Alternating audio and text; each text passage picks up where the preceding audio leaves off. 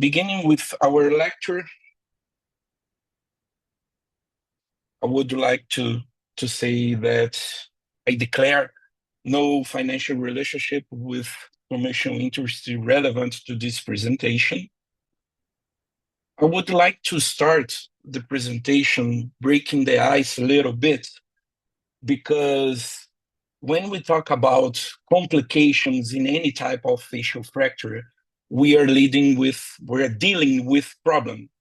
And as this peculiar character, Captain Jack Sparrow, the problem is not the problem. The problem is your attitude about the problem. So the objectives of this lecture are understand the chronology of the events, understand the causes of the events of mandible complications. Remember the application of the fixation bone principles, and of course, management of the complications. So what are the causes of the mandibular fracture complications? Basically, four types. Those that occur despite of the proper treatment, those resulting from an inadequate treatment, those caused by the patient's lack of commitment, and those that did not receive any type of treatment. And according to the literature, we have three basic types of mandible fracture complications. In a chronological way, we have the immediate complications, the intermediate complications, and the late complications. And we're going to see each of one, but of course, you're going to see different types of treatments, and due to the short time that we have to present this lecture, we can discuss after the presentation why I choose, or why my surgical team choose these specific type of treatment, or not the other one. Okay, so after the lecture, I will be available for inquiries of any types. So starting with the first one, the immediate complications. The immediate complications are those that occur immediately after the trauma. So we have few examples. The first one, those who compromise the airway and cervical spine. So this is an example of a patient victim of a gunshot injury in the mandible with a bilateral fracture, and due to this occurred the ptosis of the tongue muscles, blocking or closing the superior airway space. So in this case, required the first treatment, the reduction of, or the stabilization of these bone fragments moving, and of course, a tracheostomy in order to allow these patients to breathe. The second one, the bleeding. So here another example of a patient victim also of a gunshot injury in the left body of the mandible, and here we can see the increasing volume of the left region of the neck and also the submandibular region, and this bleeding dissect the deep neck spaces, closing also the superior airway space. And the third example, the complications caused by the bone or dental loss. Here, another example of a patient victim of a gunshot injury. However, here a patient victim of a high velocity project. So in this case here, we applied the bone fixation immediately because it's possible to perform the suture of the tongue muscles in the bone plate. So after this patient was recommended or was followed to the bone reconstruction.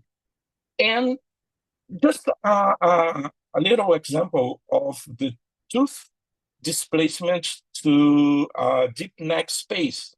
So here is an example of angle mandible fracture, where the third molar was displaced to the anterior compartment of the lateral pharyngeal space.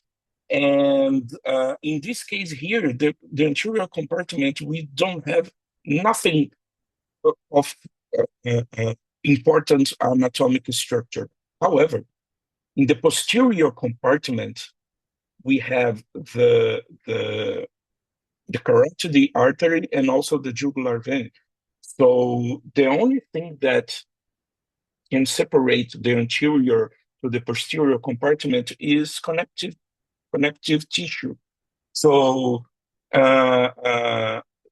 if we allow, or if we didn't remove this tooth in the first moment, due to the mandibular movings, this tooth could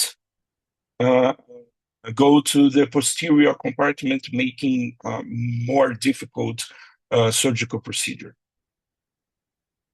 So the next one is the intermediate complications, and we have 4 examples also. So inadequate use of osteosynthesis material, the comminuted fractures, inadequate alignment and reduction of the bone fragments, and also damage to anatomical structure.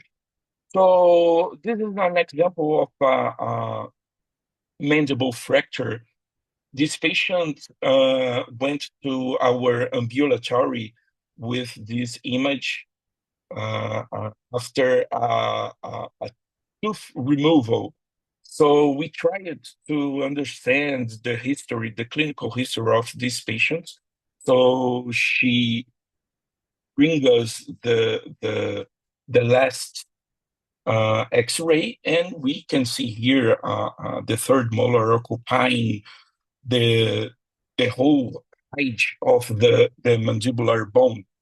So this patient underwent a surgical procedure performed by other professional, and he chose to use the Champy technique in order to avoid the mandibular fracture. However, here we are facing poor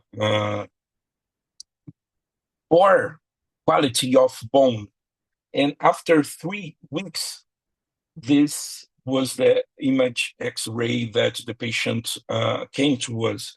So just remembering, in cases of poor quality of bone, we need to apply the load-bearing plates or 2.4 millimeters reconstruction plate. So that's what we did. The patient underwent a new surgical procedure, and we applied the 2.4 millimeters reconstruction bone plate. And this is the image after 6 months of follow-up. The second example of intermediate complications, the comminuted fracture.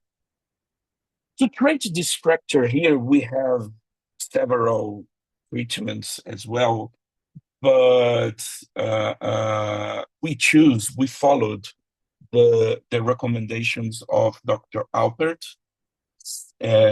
So we can apply a bone simplification using mini plates here, but this is not the whole treatment, we need also to apply the 2.4 millimeters reconstruction plate. So that's what we did.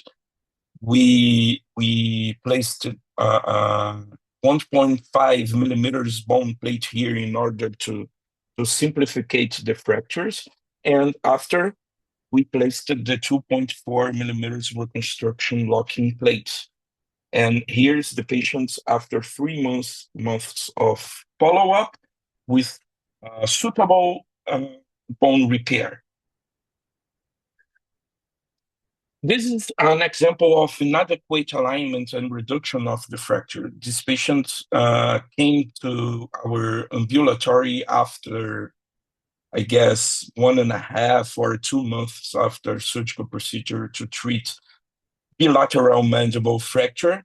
And as you can see, the patient is with facial asymmetry, pain complaints. So we requested a CT scan, and we can see here the completely way how not to treat the mandibular fracture. So we tried to understand what happened here to the surgical team applied this type of bone reduction. So during the clinical exam, we could see a short submandibular approach. But remember, this patient doesn't have the occlusion to help us during the transsurgical time to help us to perform the bone reduction.